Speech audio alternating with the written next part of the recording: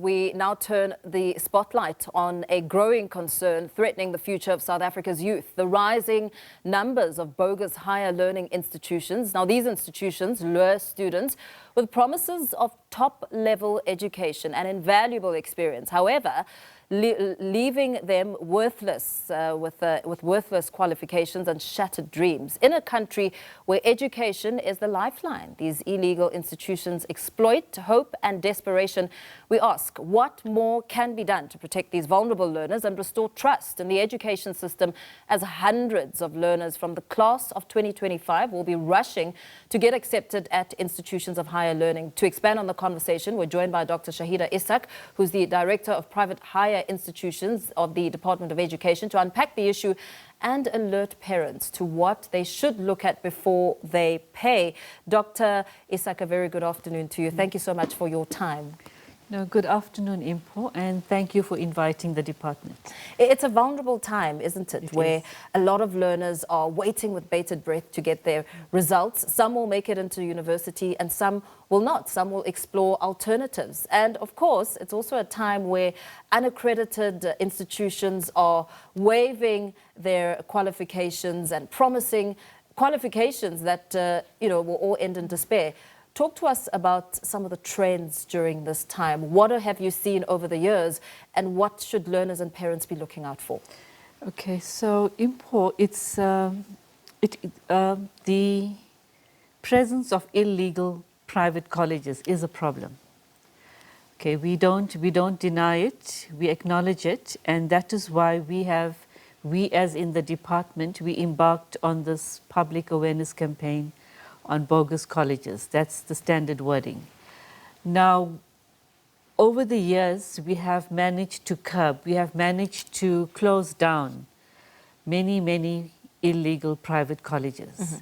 And what we say to students at this stage, and many are already in the system, they are familiar with the process. So they would need to verify the credentials of the college by consulting the legal documents. We have 2 registers on the website of the DHET, and then they would need to check with the CETAs and the QCTO for accreditation letters. But alongside that, when they visit the college, mm-hmm. the certificate or the letter of accreditation from the CETAs must be displayed on the premises. So, what are the most common red flags? I mean, yes, for one, the certificate must be displayed, but at times one is just eager and enthusiastic. Everything looks good. The reception looks good. The packages in terms of the subjects, that also looks good. What are some of the red flags that one should perhaps stop a bit to try and establish if this is a legitimate institution? Okay, so going past the registration and accreditation checks, mm-hmm. 2 things are critical. Students, and I would suggest that very strongly, they need to conduct their own research, go onto the internet, visit Hello Peter, mm-hmm. and identify what it is other students are saying about the college. And then speak to at least 10 or 20 or even 50 or as many students as they can speak to regarding their experience at the college. And then also ask the college itself to provide further detail, further information, evidence on student throughput, on employment, bursaries, sponsorships, etc. So what recourse do these students have once they realize, I mean, perhaps it's too late, that they are already in such an institution, their parents have put money out? Is there some legal recourse? So legally, they would have to consult an attorney. But I would also advise, and the department advises this very strongly, mm-hmm. file a case with SABC immediately. And then inform the department as well. So we can initiate our own process of investigation and come to terms with what it is that's going on. Because we find currently, you've asked about red flags. There are a few institutions that offer other programs that are not listed on their certificate.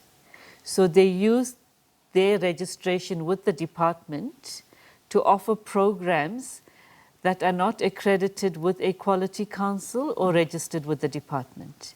And that's one of the most common problems, and a growing threat currently is online institutions. Yeah.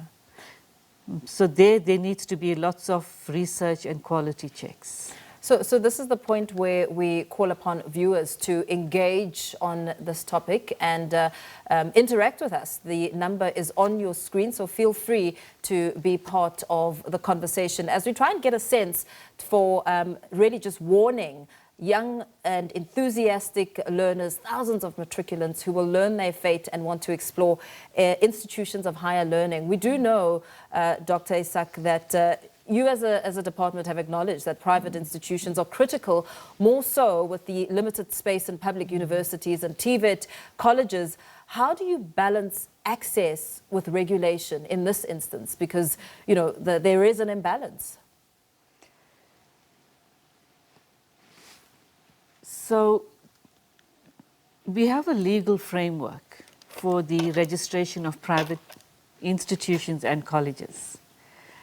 And regarding access is basically ensuring that students are able to access particular programs at particular institutions in their own geographical area. Now, balancing the two is really, it's difficult to balance the regulatory framework and access. So what we do is I think many of the private institutions, one of their strengths is their ability and the potential to offer qualifications starting from level 5 up. So with those matriculants, I don't have the numbers, and the numbers are coming out tomorrow. Yeah. There are many matriculants who have only a higher certificate or a diploma endorsement on the National Senior Certificate.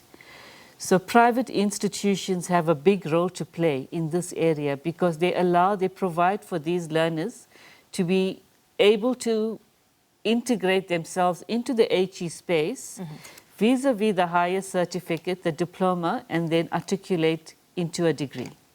So a lot earlier in our discussion, you spoke about your initiative as a department to shut down these bogus schools. How is that going as we, you know, are now in a different academic year, and the institutions will surely resurface, having been perhaps shut down at a different time, because this is the perfect time to grab as many young people who want to further their education? In the private education space, we have private higher institutions and then private colleges accredited with Umalusi, and then the private skills development providers. So what we find happening at this stage is a lot of the private providers emerging in the Umalusi and the SDP space. With private hire, we seem to have things under control. Just last year, we shut down a private bogus university in Ladysmith. And that happened over a number of years of engagement. It wasn't easy. So I would warn students, especially those learners who cannot make it to a university, a private higher institution, and they fall in the skills space, to be very, very careful and to engage very closely then with the QCTO. Okay, I understand that we have a caller on the line. Let's perhaps listen in. Good afternoon. Good afternoon, ma'am. Okay, we understand. I understand we have Thabo from Soweto. Thabo, what is your concern? Thanks for calling in. Thank you very much, and greetings to the doctor. Yeah, my question is, this has been going on for some time, you know, and our community becomes victims of such. So all I'm trying to ask from the doctor, because I've heard that they also embark on awareness campaigns, and I think it's not enough. But I wanted to check if are they open for partnerships to further extend, you know, such awarenesses and other possible interventions. Thank you. Thank you very much, Thabo from Soweto there. Okay, Thabo, thank you very much.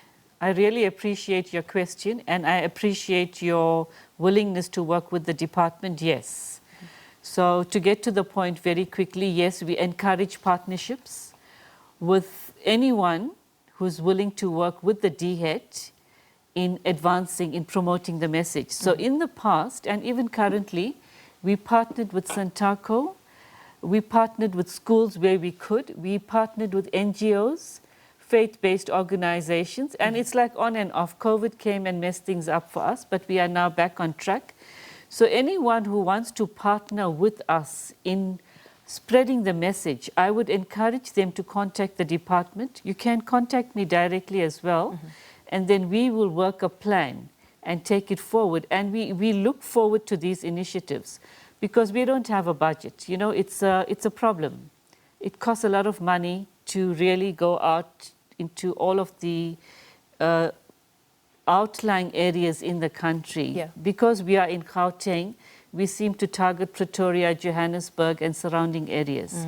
So I would really encourage Thabo to contact us in the department, and let's see what your views are and what it is we can do together to spread the message. Okay. And it's important. I'll tell you where some of the challenges are with learners in the outlying areas. So we have the urban-rural divide, then we have the townships. But we also have the deep rural, and we have the deep, deep rural. Yeah. And I'm open to criticism. My one concern is that sometimes I feel we are not reaching out to the learners at the grassroots. And it's not just in private hire, it's with the TVET colleges, it's even with schooling. That for those learners right at the bottom of the pecking order, right at the bottom of the hierarchy, are we doing enough to reach out to them, not only in raising the awareness on bogus colleges, but also on what it is, they, career development, funding, accommodation. Would you say part of the reasons have to do with budget constraints, which are a challenge in allowing you to reach out to those depths? Yes and no. So we can argue budget constraints, but nothing stops us from working with district offices. Oh, sorry, working again, let's start at the top. DBE, then the provincial departments, then the district offices, and DHET currently has regional offices as well. So we have managed to reach out to the country as a whole. I wouldn't say we haven't, we have, but we cannot be perfect. You see? And so I know when we go out on these campaigns and we hit the streets, and we have experience of learners walking with their parents. We had this experience in Amtata where the mom and the kid were walking around the street looking for a particular school. All they had was the letter. And they were looking for the school so her daughter could enroll for grade 6. And I was very touched by that. And, you know, because these are the realities out there. And so we managed to get to the NYDA office, and I hope something did happen for that kid and for her mom.